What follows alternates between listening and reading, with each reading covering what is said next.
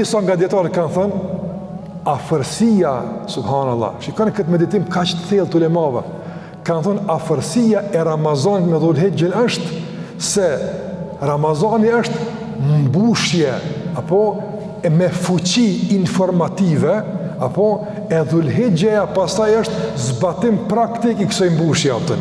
Nga se ka karakter të lëvizjes, nuk ka karakter të qetësisë. Në Dhul-Hijja s'ka itikaf. Nuk ka qetësi, ka lëvizje, ka haxh.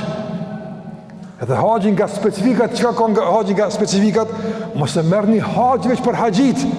Jo, është një ngjarje që na duhet të marrim mësim. Në haxh çka ka? Krahas lëvizjeve çka ka? Ka kontakt me njerëz.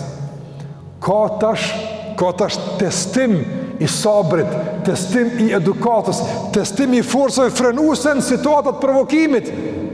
E ku e ke marrë këtë mbushje? E ke marrë në Ramazan, atje ke lexu. Bë sabër, sillu mirë, bën kështu. Tash vjen Dhul-Hijja, ja? Edhe tash shpërfaq suksesin e ndikimit të Ramazanit. Domthon, se s'le ka ndryshimin e vet tek besimtarët.